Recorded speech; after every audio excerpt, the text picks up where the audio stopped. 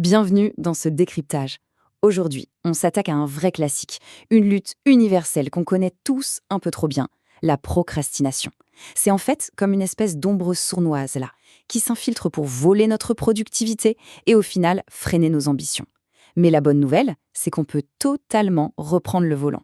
On va décortiquer tout ça ensemble pour voir comment débloquer notre vrai potentiel. Alors, au menu aujourd'hui, d'abord, on va bien définir la procrastination, puis on ira creuser à la racine du problème. Ensuite, on verra des stratégies super pratiques, on fera un focus sur la fameuse méthode Pomodoro et on finira sur l'art de créer des habitudes en béton. Allez, première partie, comprendre la procrastination. Il faut le dire tout de suite, c'est un comportement incroyablement courant, surtout quand on jongle entre les études, le travail, la famille, bref, la vie d'adulte. Concrètement, c'est quoi? Eh bien, c'est l'art de repousser une tâche importante ou prioritaire, juste pour faire un truc un peu plus sympa ou moins fatigant. Sur le coup, ça fait du bien, on se détend, mais sur le long terme, ça génère un stress énorme et ça rend nos objectifs beaucoup plus durs à atteindre. C'est vraiment ce que souligne un article de Challenge U, avec une image que j'adore, c'est une ombre sournoise. Ça commence par un innocent allez, je fais juste une petite pause de 5 minutes, et l'instant d'après, l'ombre s'est propagée sur toute la journée et a complètement grignoté notre temps précieux. Ce qui nous amène à la deuxième partie, la racine du problème. Pourquoi fait-on ça? Pour arrêter de repousser les choses, il faut utiliser ce qu'on appelle la métacognition. C'est un grand mot pour dire comprendre comment notre propre cerveau fonctionne. Alors, pourquoi traîne-t-on autant des pieds face à une tâche? Est-ce que c'est la peur de rater, un perfectionnisme qui nous paralyse complètement, ou juste un cruel manque de motivation et de mauvaise routine?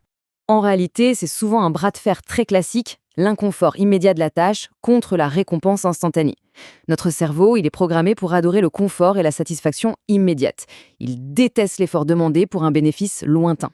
Forcément, transpirer sur un dossier pour avoir un diplôme dans un an, ça fait beaucoup moins envie sur le moment que de scroller confortablement sur son téléphone. Mais heureusement, on a des parades. Il y a une méthode géniale en 2 étapes. Étape 1, on prend 5 petites minutes pour lister avec une honnêteté brutale pourquoi on a la flemme.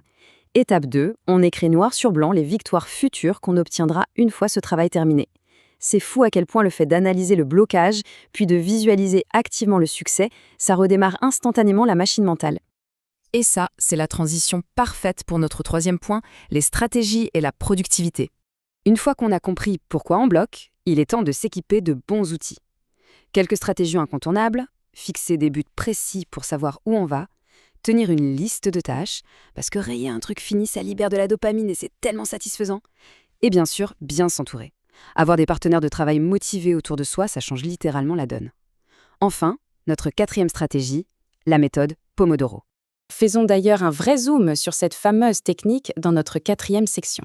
C'est sans doute l'une des techniques de gestion du temps les plus connues au monde et Camille Benoît de Psiadome la recommande vivement. L'histoire derrière est super inspirante. Ça a été créé par Francesco Cirillo et le plus drôle, c'est qu'à l'époque, c'était un procrastinateur de compétition.